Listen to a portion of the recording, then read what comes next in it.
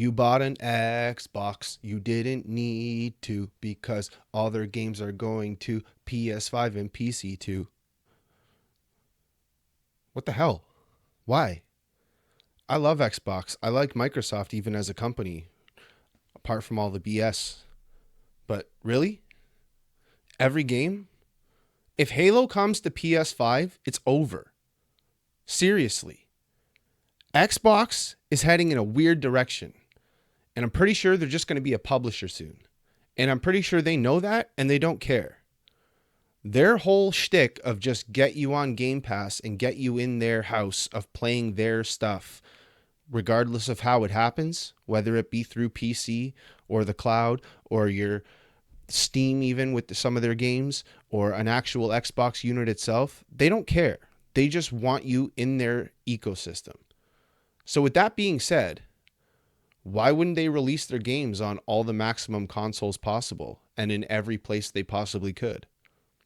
If their whole idea is just get everybody signed up to Game Pass or get everybody playing our games, then why wouldn't you put your games in the most amount of places? Has it not been obvious that for literally 2 generations now, they haven't cared very much about their hardware? Their hardware is just a vessel of being in the industry, because they wouldn't seem like the company they are if they were just Game Pass and games. The fact that they have a physical box is what makes them one of the big game companies, right? If they didn't have a physical box, you wouldn't look at them like that. What happened to Sega? They no longer make a physical box and nobody looks at them like one of the big companies anymore, regardless of all the other things going on, right? You got to have a box. So with no box, where does it head? It heads to purely subscriptions. That's kind of what they want. Now, is that sustainable? Sustainable. Why is that word so hard to say? Sustainable. Is it? Well, yes, if you can get enough people. If you look at the new Black Ops, that got so many new people to sign up for Game Pass. Now, whether or not they'll still be there in 3 months when they're sick of the game is another story. But it's kind of like some proof that, look, it can still grow. It hasn't reached its cap. We can still make Game Pass even bigger and better than it currently is. Everything is heading handheld and convenient. If you look now, there's more handhelds than there ever was before.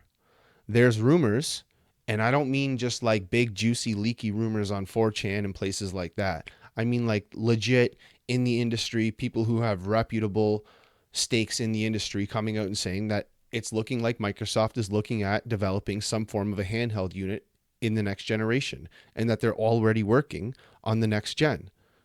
I'm pretty sure that would be their best bet. You make a really dope handheld unit.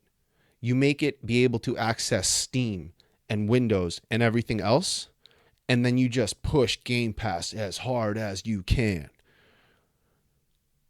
And then what? Boom. Everybody would buy one. You know? I think that's their best bet, and that's where it's heading. I don't think they're going to be very much interested, at least maybe not beyond the next generation, of having like a physical box in your living room. I think the number one thing they care about is having your credit card or your debit card have that little $20, $30, $40 withdraw every month. That's what they care about. They care very much less about the consoles that they sell at a loss for the first years anyways, and whether or not you buy those. If you look at Xbox sales through the generations, if you add it all up, their consoles have been traditionally selling less and less than they ever did. So this isn't me hating on Xbox. I really like Xbox. I own an Xbox. I really like a lot of the games. Halo is the only first-person shooter I will play and can play. But I just think that they're heading in a direction that is not traditional to the other big players like Sony and like Nintendo. Nintendo will kind of always do their own thing, you know? They're one of the big three, but they're kind of in their own lane, and I think they always will be. I think they'll do physical media long beyond when the other companies aren't even doing physical media anymore. I think they'll continue to innovate and try new gimmicks, whether they work or not, and throw shit at the wall and see what sticks. I think Microsoft is going to head in the subscription way, and I think that will leave Sony to pick up the pieces of being the more traditional console, box in your living room type system. And I think all three of them will play a very separate part And although that doesn't leave enough competition for Sony not to be able to just screw us left and right by default, I am kind of happy that everyone will kind of be almost in their own lane. We don't have to watch companies disappoint us anymore. We can just have Sony being the person who does the big box in your living room and the traditional console and the typical, third person, big budget, AAA, Sony style releases that we get yearly will still happen. And that's will be the Sony ecosystem. Then we'll have Nintendo over here doing their weird consoles and still doing physical media and trying new gimmicks and seeing what works and focusing on family friendly and all the rest of it. Great. That's them in their own lane like they always have been. And then you're going to have Xbox over here in this third lane doing a little bit of a mix of what everyone's doing. We're going to have some new hardware, I believe, like some kind of a handheld unit. We're going to be doing subscription services and Game Pass being pushed harder than ever. And then we're going to have the development side, because you best believe they didn't just spend billions and billions of dollars on a bunch of developers to not use that and utilize that and make their money back by putting out a bunch of games. And now if they're not going to have hardware, or their hardware isn't traditionally selling as well as it should be for those games to be sold on, they're going to put those games in other places. They're going to put those games in the most amount of places they can. They're going to put them every place. And I don't necessarily even think that's a bad thing. As much as I am one of those people who thinks console exclusives are a good thing, I wouldn't have ever bought a PS4 if it wasn't for Spider-Man 2018, and that's what originally got me back into console gaming. And then hundreds of console games later since then, here I am talking about it on camera. So, I think everyone's going to kind of go in their own lane, and that's what's going to happen. And I don't think it's necessarily a bad thing. I think Phil Spencer has kind of tried his best, and I don't think that he's a bad guy. I think he is kind of like a gamer and kind of like one of us, beyond the whole corporate shill, all that bigger aspect of it. That's his job. But if you look at him as just a person, I think he's tried really hard to put Xbox in a good direction. And in some parts he's succeeded and in some ways he's failed. But, I think that they have a good opportunity to do something very different and kind of be more in their own lane, less competing with Sony and more able to kind of build on their own bubble and their own ecosystem and get everybody more and more involved and inside of that. And that's all they have to do. Keep putting some exclusives and console exclusives on day one on Game Pass. Don't put them all. Have a reason for people to want to come into your ecosystem. And then push your Game Pass everywhere and push your games everywhere else. They should keep a couple games and a couple franchises that they don't put on Sony at all. Non-multiplayer games that wouldn't benefit as much from having a wider availability and more single player based your own IPs, like let's say the new Indiana Jones or something like that, that could come to just Xbox. And that would maybe probably be a good idea for them. But something like a Halo, it only makes sense. If your consoles aren't selling as well as the other company's consoles, and you have 65 million consoles over here on Sony's side that you could pump out your games to, why wouldn't you do that? That's too many sales to not be able to give up or to pass up. It just makes sense for them to do that.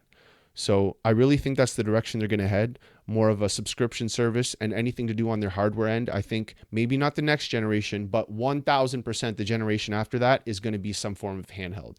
They're just going to be focused on wanting you in their ecosystem and wanting you on Game Pass, and they're not going to care where their games go at that point. Sony, I think, will stay in their lane. Whether or not they have physical media as far as games or not, I don't know, but they will always continue to push some kind of a box in your living room type situation, I believe. And then Nintendo, like I said, you have over here in their own bubble doing their own thing as they always have. So I think that's where the future of Xbox is headed. I think that it's not a bad thing. I think that if they don't play their cards right and they continue to try and just compete and do the traditional ways of things they've been doing things now, they're going to fail. Because you look at the Xbox exclusives and I can't even name 5 of them off the top of my head just quickly. I know there is more than that, but just off the top of my head I can't think of 5 exclusives that have come out in the last couple years that was I need to buy an Xbox to play this and I can't just already play it on my computer or my PC. At this point you have 3 things. You look at it like an Xbox, a PlayStation, and a PC, right? Let's just exclude Nintendo just for the sake of this conversation because they've always done their own thing. People who buy an Xbox or a PlayStation will still own a Nintendo Switch. So they get included regardless and they'll do fine. But I'm saying if you have to choose your living room console and you have your Xbox and your PlayStation and you have your PC, if you can play everything from your Xbox on your PC, why would you own an Xbox if you already have a PC? You'll just buy a PlayStation for all the games you can't play on PC or on PlayStation on PC. And all those PlayStation exclusives are almost heading more and more that direction too, a couple of years after they're coming to the PC as well. So not only is the market getting more and more in the way of, less exclusivity, but I think if they play upon that and they're kind of the first to market of, yeah, we don't care, we'll put our games everywhere, then whatever losses they have in the consoles, they'll more than make up for by having their stuff on every other system. So if they're smart, I think that's how they'll play their cards. I love how handheld anything, so I'd be more than happy to see Xbox do some kind of a handheld unit. Hopefully it doesn't get a red ring of death or something, because when they do new fun hardware, that seems to be an issue for them. So hopefully it comes out and it's good, and that's where things go. And look at my really cool Soul Reaver sweater. All right, I'm out.